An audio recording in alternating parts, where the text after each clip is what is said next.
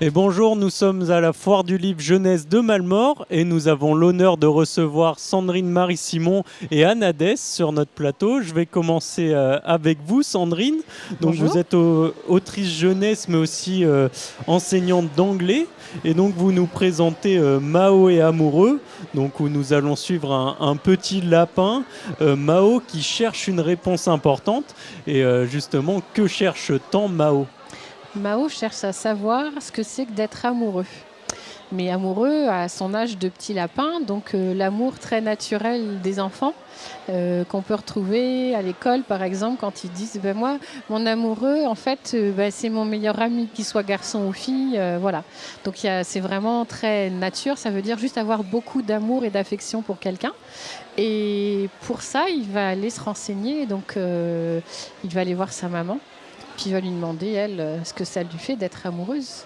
Et elle va lui donner une réponse et ça va pas lui convenir. Alors je sais pas si vous voulez que je vous raconte en gros le reste ou pas. Non, on va pas tout Voilà. dévoiler quand même, mais c'est vrai qu'il va se renseigner auprès de beaucoup de personnes Oui, et avoir des réponses différentes. c'est ça. Et donc avec les réponses différentes qu'il a, il est perturbé parce qu'il se dit mais moi c'est pas du tout comme ça que je ressens les choses. Donc qu'est-ce que je fais? Et il va trouver la bonne personne pour l'écouter vraiment et puis l'aider à comprendre. Et Mao, c'est un jeune lapin. Oui. L'histoire, elle est toute mignonne. Oui. C'est Mao, il est attachant. Ça s'adresse à qui cette histoire? Alors ça s'adresse aux enfants bien sûr, mais aussi à l'adulte qui va leur lire l'histoire, parce que c'est un livre pour les petits, hein, de 3 ans à 6 ans à peu près. Et en fait, l'histoire, elle est plus pour que chacun puisse faire son chemin et découvrir que ce qu'on ressent nous appartient. Et c'est pas grave de ne pas ressentir la même chose que quelqu'un d'autre. Et c'est important de se mettre à la place de ses lecteurs, donc des petits entre 3 et 6 ans. Moi, je trouve que c'est important parce que ça permet de rentrer un peu dans leur univers et de faire comprendre aussi à l'adulte qui les accompagne que on peut bien écouter et juste dire que c'est OK, voilà, d'être différent ou d'avoir des émotions différentes, que c'est une certaine intimité en fait. Et donc vous êtes enseignante d'anglais. Est-ce que Pas que. oui, vous êtes en tout cas beaucoup avec des enfants. Ça Alors, vous aide aussi? oui, en fait, maintenant, je suis ce qu'on appelle formatrice INSPE, donc c'est-à-dire que j'accompagne des futurs enseignants. Et justement, ça aide aussi, alors à plusieurs degrés, mais la lecture, la littérature jeunesse dans les écoles, c'est vraiment un point clé pour le langage, la compréhension, etc., pour le plaisir aussi, parce qu'il ne faut pas qu'on oublie que le livre, ça reste du plaisir. Et donc, j'ai peut-être oublié votre question, non, j'ai répondu. Non, non, c'est très bien, c'est très bien. Ok. Mais oui, cette histoire, est-ce qu'elle s'adresse pas aussi aux parents en leur disant donnez des réponses à vos enfants pour susciter leur imagination? Oui, alors en fait, justement, je disais que ça aidait aussi les adultes qui, donc forcément, soit les enseignants, soit les parents qui lisent l'histoire, ou les grands-parents aussi. Ça donne des réponses, mais c'est aussi montrer que peut-être qu'il faut d'abord écouter l'enfant, peut-être qu'avant de donner notre réponse, ça peut être intéressant de dire, bah toi, comment tu vois les choses? Et puis après, peut-être de dire que nous, comment on voit les choses, de façon à libérer un petit peu la parole et à laisser l'enfant s'exprimer comme il veut. Il peut se nourrir après de nos idées, mais peut-être l'inciter à donner ses idées en premier. Oui, parce que Mao, il exprime pas tout de suite ses sentiments. On voit Non, qu'il est un peu perdu même. oui, très. Et est-ce que c'est grave d'être perdu dans ses sentiments quand on est un enfant? Ah bah non, je pense que c'est même naturel. Après, ce qui est rigolo, c'est que les enfants, en fait, on dit souvent la vérité sort de la bouche des enfants parce qu'ils disent des choses sans forcément réfléchir, mais ils le disent avec leur cœur et sur l'instant. Et ils n'ont pas forcément, selon leur âge, la capacité d'abstraction. Donc en fait, c'est chouette qu'ils disent que comment ils se sentent, même si 5 minutes après, c'est autrement. Et c'est la vie. Donc voilà. Oui, et puis son imagination à Mao, elle est très naïve, j'ai envie de dire, mais naïve dans Oui, le bon sens du terme, parce qu'il oui. il se projette directement. C'est ça. En fait, finalement, ce sont ses parents qui ont beaucoup plus d'imagination, je dirais, que lui. Lui, il a besoin d'une réponse un peu terre à terre. Et finalement, son grand-père va l'aider à développer voilà, cette idée et lui faire comprendre que la réponse, il l'a tout seul. C'est juste qu'il ne s'en rendait pas compte. Et est-ce que cette histoire, ce personnage même de Mao, il s'inspire de quelqu'un? Oui, alors il s'est inspiré d'enfants, au pluriel, d'écoles primaires, alors maternelles en vrai. J'ai eu la chance de faire des livres avec des enfants, donc co-construire sur un grand projet sur une année. Et en discutant avec eux des sentiments, des émotions, etc., on est venu à parler des amoureux et des amoureuses. Puis je leur ai dit, mais moi j'ai un amoureux, mais c'est mon mari, et puis on a des enfants. Puis vous, est-ce que vous avez des amoureux, des amoureuses? Si vous voulez bien partager, vous n'êtes pas obligés. Et là, les enfants m'ont dit, mais il y a une petite fille qui m'a dit, moi, mon amoureuse, c'est elle. Et en fait, c'était sa petite sœur. Et il y a un petit garçon qui m'a dit, moi, mon amoureuse, c'est mon ami. En fait, c'était son meilleur copain. Parce qu'en fait, le terme amoureux, amoureuse, pour eux, ne fait pas de différence. Mais c'est vraiment toute l'affection très forte qu'on a pour quelqu'un. Et donc, je me suis dit, c'est peut-être une occasion de montrer que quand on parle d'amour, enfin, quand les petits parlent d'amour, ça n'a rien à voir avec l'amour un peu plus grand, adolescent ou autre. C'est vraiment très, très naïf, comme vous disiez. Et donc le thème du livre, on pourrait se dire de prime abord, forcément, c'est l'amour. Mais est-ce que finalement, c'est pas tout simplement la découverte? C'est la découverte, le questionnement, le fait d'aussi oser aller demander à diverses personnes, ne pas se contenter que d'un seul point de vue. Donc il y a tout ça, puis de lui il va découvrir, mais un petit peu accompagné, que finalement il sait que ce qu'il découvre c'est ok, ça lui appartient, ça peut être accepté de tout le monde. Donc oui, c'est une belle découverte. Parfait, merci, Merci Sandrine. Et Anades, vous êtes illustratrice, pas que, aussi autrice, mais vous êtes très attachée à l'univers féerique et fantastique, et vous nous présentez aussi des animaux, mais d'un autre type, pas seulement des lapins, mais un abécédaire des animaux légendaires, Oui. donc avec les textes de Rudy Cavallero, et donc vous faites le tour du monde des créatures qui sont dans les légendes de plusieurs pays. Et donc comment vous avez choisi ces animaux en particulier? Ça a été un super travail de recherche en fait, parce que l'idée c'était d'avoir que des animaux et pas des animaux couplés humanoïdes. Et ça, c'était pas évident, c'est-à-dire on élimine la sirène parce que c'est mi-humain, mi-poisson. Donc d'avoir des animaux à part entière. Je voulais aussi représenter les 5 continents et il fallait trouver toutes les lettres de l'alphabet, puisque c'est un abécédaire. Donc, il y a des cultures qu'on connaît bien, ou en tout cas que l'auteur et moi-même connaissons bien, et puis on a découvert énormément de choses qu'on ne connaissait pas. Et notre idée première, c'était surtout de faire connaître les légendes qu'on connaît le moins, quoi, des endroits du monde qui nous semblent plus inconnus. Il y a quelques légendes, allez, 3-4 incontournables, comme il y a la licorne à L, voilà, et la petite souris à P, parce que j'y tenais. Il se trouve que dans les autres pays, c'est une fée, et c'est particulier à la France que ce soit une souris.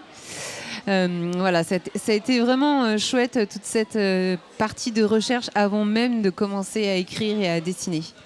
Oui, et est-ce que c'était le plus grand défi de cet ouvrage, le travail de recherche? Ah oui, déjà, en se disant, avec cette idée-là, au départ, on ne savait même pas si on réussirait à faire tout l'alphabet, parce que, et sans avoir des légendes qui se ressemblent trop aussi, c'est-à-dire que des légendes sur les chevaux par exemple, il y en a dans le monde entier, il y a en quantité, mais c'était pas intéressant de dessiner 10 chevaux qui se ressemblent un peu avec des légendes en plus qu'on retrouve dans différentes cultures.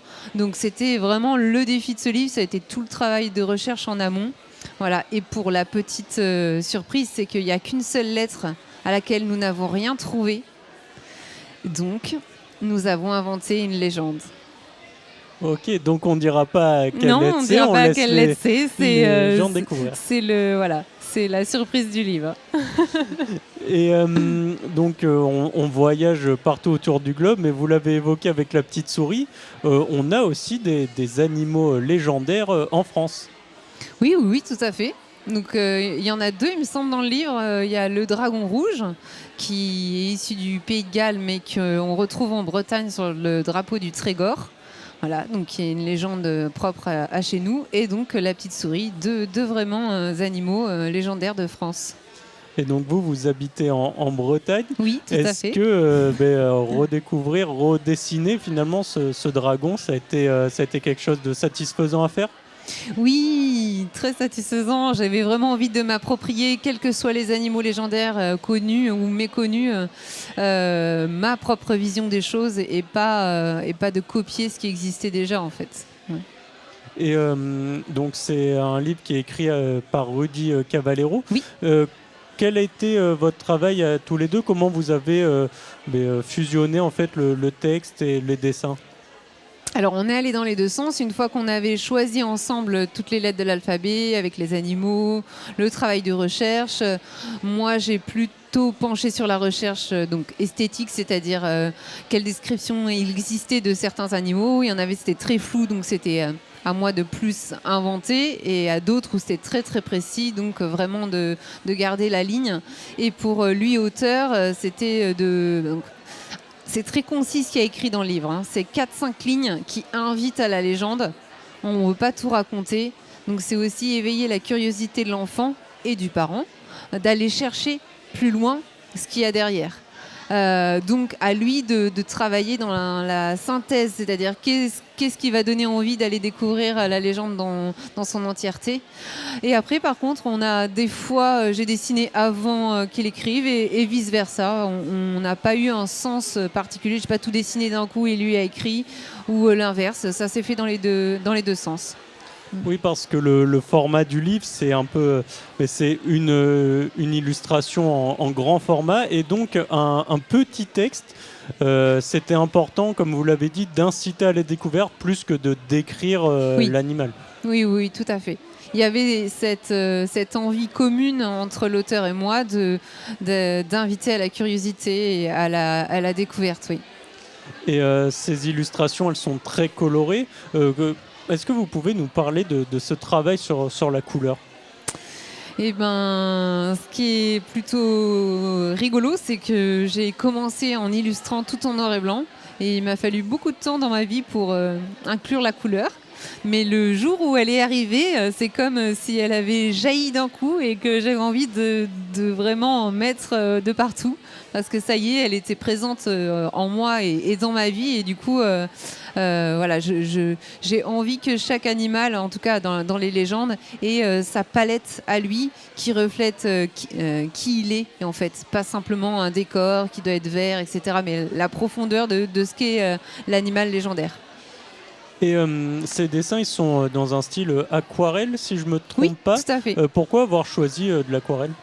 C'est une technique que j'affectionne particulièrement. Là, je fais aussi de la peinture acrylique et de l'encre, mais là, pour ce livre, j'avais vraiment envie de travailler à l'aquarelle. Et donc la couverture du livre, on peut le voir, c'est un renard, mais plus précisément le kitsune. Tout à fait. Pourquoi finalement avoir choisi cette illustration parmi les 26? Et ben ça vient du premier. En fait, ce livre fait partie d'une série, donc c'est le 2e tome, et le premier tome s'appelle Rencontre abécédaire des animaux. Donc là, on explore la nature et les animaux que l'on peut rencontrer dans la nature. Et la couverture du livre, c'est donc une petite fille avec un renard sous la neige. Un renard donc non légendaire, hein, celui que l'on peut croiser. Et l'idée, c'était donc de faire une collection en 4 tomes qui reprendrait les 4 saisons. Voilà, donc là, on est en automne. Et du coup, comme il existait une légende sur le renard, je me suis dit, ça serait sympa d'avoir la même couverture, mais cette fois en automne. Mais ce renard-là, il aura 9 queues, donc par rapport au premier. Et il n'y a pas seulement les créatures qui sont représentées, mais aussi des enfants, à chaque fois un petit garçon, une petite fille, toujours pour rappeler que finalement, ils peuvent se représenter ce monde. Oui, tout à fait. Et puis on fait partie du vivant, qu'il soit réel ou légendaire. Donc il ne faut pas oublier qu'on est un grand tout. C'était très important pour moi. Dans le premier tome, c'est également ça. C'est pour ça que ça s'appelle Rencontre. C'est parce que c'est l'enfant qui rencontre l'animal légendaire. Et donc qu'est-ce qui se passe quand on rencontre un animal comme ça, quoi. Et question un peu compliquée qui va peut-être être un crève-cœur, mais vous, Anades, c'est quelle créature que vous avez préféré dessiner? Ah ouais, non, pour moi, c'est le wagil. C'est une créature, le serpent des rêves en Australie. Et c'est souvent un dessin que peu de gens apprécient. Alors, c'est pas le dessin, hein, c'est juste parce que c'est un serpent et il n'y a pas beaucoup de personnes qui aiment les serpents. Mais en tout cas, moi, c'est celui que j'ai préféré faire. Ouais. Très bien, je laisserai les gens de la foire notamment le découvrir. Et je vais revenir avec vous, Sandrine. Est-ce que c'est aussi intéressant pour les enfants de s'identifier à des personnages non humains, comme par exemple Anades peut représenter dans ses livres ? Alors oui, c'est intéressant, c'est même important parfois parce que ça leur permet de se dire que c'est pas forcément eux, c'est justement un autre personnage. Donc l'histoire, elle n'est pas complètement vécue par eux. Mais ceci dit, quand ils sont petits, c'est chouette d'avoir des personnages imaginaires. Et après, en grandissant, c'est sympa aussi d'avoir des personnages qui peuvent nous ressembler. Si on a envie, ou même des fois sur certains albums on a les vrais animaux pour qu'on ait une image, en fait une palette entre l'imaginaire et le réel. Donc je pense que ça dépend des histoires, de ce qu'on a envie de partager en fait. Très bien, et maintenant question pour toutes les deux, même si Anades vous en avez un peu parlé avec cette suite qui suit les 4 saisons finalement, c'est quoi la suite pour vous ? Tu veux commencer, Anna ? Ça va me Oui. permettre de tousser à côté. Alors, dans cette série, effectivement, le prochain tome, ça sera ABCDR des petites bêtes. Donc, on sera plutôt sur le monde minuscule, donc des insectes, mais pas que, avec une autre autrice, parce que j'aime bien. Donc, chaque ABCDR, je travaille avec un auteur différent. Je trouve que c'est plaisant d'avoir un binôme différent et donc une autre lecture aussi des choses. Voilà. Donc après avoir représenté le très grand, Ouais. on représente le tout petit. Voilà. Très bien. Et Sandrine ? de mon côté, en fait, donc je vous parle d'un prochain travail ou d'une sortie annoncée ? D'un prochain livre peut-être une série avec ce personnage, Mao, Alors qui est très lui, attachant. il a une suite en fait, mais je ne sais pas en fait si l'éditeur sera intéressé ou pas, on verra bien. Mais c'est l'histoire d'un petit personnage aussi qui finalement aimerait partir en voyage à l'école, mais c'est compliqué pour lui. Donc c'est de découvrir à nouveau comment on peut se sentir quand on doit aller faire un voyage scolaire, c'est pas toujours facile. Voilà. Très bien, merci beaucoup à vous deux. Merci à vous. Et je vous remercie d'avoir suivi cette émission. C'était la dernière sur cette foire du livre jeunesse de Malmort. Merci de les avoir suivis.